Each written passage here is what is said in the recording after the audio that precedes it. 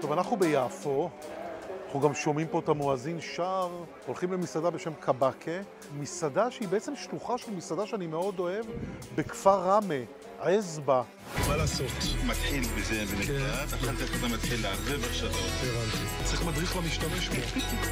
אבל טעם באמת יוצא דופן. וטעים. הבן של הבעלים של עזבה פתח את המסעדה פה ביפו. והנה הגענו לבית הקסום, עם כל האורות היפים. זה ממש הבית של עמי ותמי, תסתכלו. הלו. בסדר. כל הקלוריות שעוד לא אכלתי, אני כבר מוריד. מה? אנחנו ממש ברומא. מזרקות. יאללה, תזרקו כסף, אולי אני אסחה שם אחר כך. לעשות חלטורה.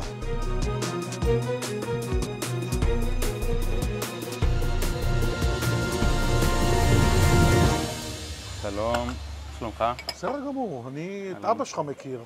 עזבה זה אחת המסעדות שאני לא חושב שיש ביקור שלי בצפון שאני לא קופץ לשם, באמת. תודה רבה. אז אנחנו הולכים לאכול בערך אותו דבר פה? בערך אותו דבר, עם שינויים מסוימים שמתאימים יותר למיקום שאנחנו נמצאים בו. וואלה, מה למשל? כלומר, הוספנו פה שתי מנות עיקריות של דג ושרימפס. ואתה מרשה לי לאכול שיש ברק וקובה בלבן וכאלה? אני ממליץ לך לאכול שיש ברק. תודה רבה. יש איזו אפשרות לקבל את כל התפריט אולי? אני יכול להציע לך לעשות לך מין תפריט כזה פיקס שלנו, של הבית. יש 4 ראשונות בעצם שמוקטנות, 2 תבשילים עונתיים. יש לנו 2 עיקריות גם שמגיעות. ערק כמו שאנחנו שותים אותו, ערק של הבית שלנו. רגע, וכמה עולה לי אז כל הטעימות? 168 שקלים. הלכנו על זה. יאללה. תודה. הולך להיות פה פסטיבל.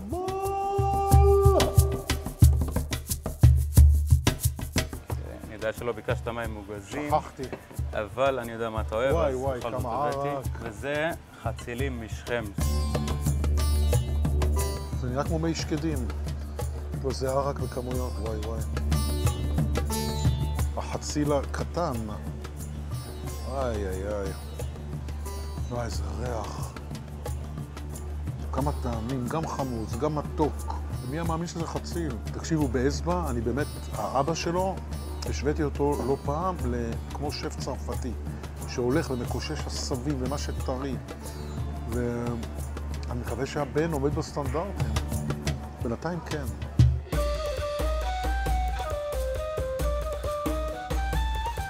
ביי ביי ביי. אוקיי. חומוס, סלטת פטוש, ג'רג'יר וסמבוסק עם גבינה בפנים וזאטה. שאתם מכינים, כן? הכל. כמובן. חומוס זה אהבה ראשונה של אבא שלי, אפשר לקרוא לזה ככה. אבא שלי עושה עליו מחקר כבר שנים רבות, ומרוב שהוא עושה מחקר הוא גם מכריח את מי להשתתף במחקר. לצידו, כן, תיאבון. תודה רבה. חייב להתחיל מהחומוס, אני חייב, אחרי כל ההרצאה שקיבלתי פה. וואו, יש הרי את הריב הגדול, איפה החומוס הכי טוב, ביפו או בגליל? כאן יש גלילאי שהגיע ליפו, נראה לי מנצח. ז'רג'ר, או בשמו האהוב בעדה, הוויאגרה.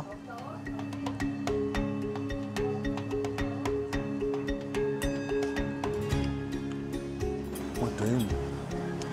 בינתיים נשמרים כללי היסוד, שיש לנו פה את הפירות, את העלים, הכל עונתי. באמת אנחנו בתקופת הרימון.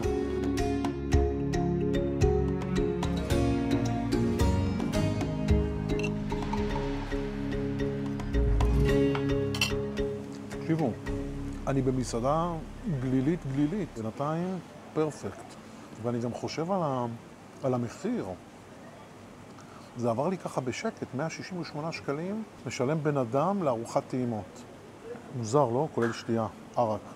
זה מחיר מטורלל. ארוחת טעימות בתל אביב של איזה... התחלנו כבר, יש לנו פה 4 מנות, בתל אביב גם היום סופרים לך את הזיתים, והיו לוקחים לי איזה 600 שקל בכלל בלי למצמץ. אוהבים את הערוץ שלי? בואו תראו לי אהבה, תעשו סאב, מנוי, תלחצו על הפעמון לקבל עדכונים. יש גם דרך מתוחכמת להראות לי תודה. אז עכשיו השלב הבא הוא התבשילים העונתיים, יש לנו פה תבשיל של שומר בר עם עדשים, ובמיה עם רוטב עגבניות, על אורז. על גבי אורז, תיאבון. תודה רבה. כן, אוכל אזורי ואוכל אתם יודעים, שאוכלים את הדברים שצומחים באותו רגע, ככה זה צריך להיות. אנחנו לא אמורים לאכול דברים שעברו הקפאה ודברים שישבו המקרר, אבל למה אני מדבר? בוא ניתן לטעם לדבר.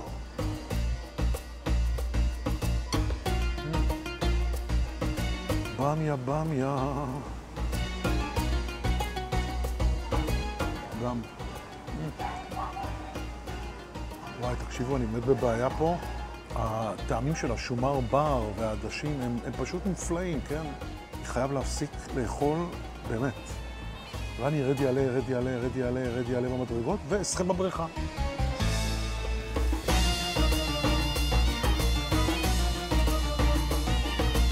אוקיי, הגענו לשלב הסופי, לפני הסופי, סליחה, שזה בעצם מחשי, עלי גפן וקישו. וזה המנה של השיש ברק, כיסוני בצק ממולאים בבשר טחון, תהנה. אני אהנה, תודה רבה. וואו.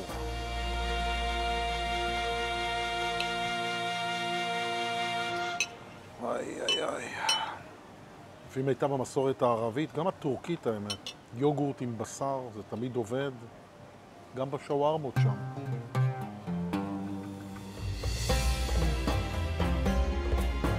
תקשיבו, זה בול הטעם באצבע, מה זה?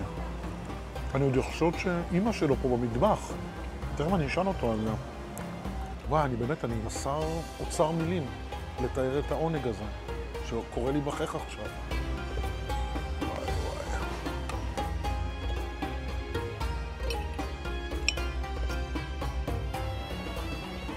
מחייך, לא מדבר יותר, זהו. פשוט מחייך. מה זה עכשיו? אוקיי, זה קובניה. לא הזמנתי. למרות שלא הזמנת, אני חייב לתת לך. וזה הבשר הנע. וזה הבשר הנע בפנים, לא מבושל, ממש נע. אתה מוחץ את זה עם מזלג. כן, המפקד, אני גם משלם על זה דרך אגב. עכשיו תקשיב רגע, יש לי שאלה. אכלתי, אני זוכר אפילו, נכנסתי למטבח באצבע, ומי שהכין את השיש ברק זה אימא שלך. נכון. זה אותו טעם גם פה, זה משם או שהיא כאן במטבח? זה אימא. אימא פה במטבח? אימא גם פה במטבח, כן. ובעצם מטיילת בין רמלה ליפו. אני אומר לך, זיהיתי את היד שלה. כן. יש לי חברה חדשה, שלום. יש כאן בעיה ביפו העתיקה. אין ישראלים. אני הלכתי פה, אני שומע רק שפות זרות. גם במסעדות יושבים רק תיירים. למה אין ישראלים? רק אני והחתולים פה. הלו. הציור הולך להיות מאוד גבוה, תאלצו להגיע ליפו.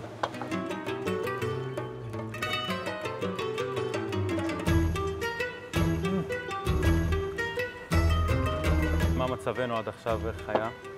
תראה בביקור, תגיד, אני חייב לשאול אותך, רק תיירים באים לכאן? בעצם אנשים, אני חושב, מפחדים לבוא לפה ולהיקלע לאיזושהי מלכודת תיירים, אז הם נמנעים מהאזור הזה, למרות שזה האזור אולי לדעתי כאילו הכי יפה בתל אביב-יפו. זה כמו פיאצה באירופה, נכון? זה לא פחות מזה. טוב, אני מפוצץ עד, אתה לא מבין כמה, הקינוח שיהיה כזה. אוקיי, סבבה. אני חושב שזה לא יהיה המצב, אבל יהיה.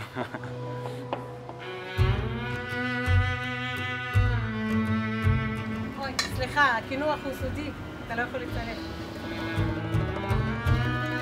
אוקיי, הגענו לקינוח. הסודי הבנתי. כן, זוהי עוגת מינרווה. מינרווה זאת אימא שלך, לא? מינרווה זו אימא שלי. בפנים יש סולת וגבינה, ויותר מזה אני לא אגיד, כי אסור לי. אבל זה קרוב משפחה של כנאפה? קרוב משפחה של כנאפה, אפשר לקרוא לזה. ויש לנו פה בקלאווה משכם, שאבא הביא וביקש שאני אתן לך, ותנסה. הריחות פה בשולחן, אלוהים שישמור.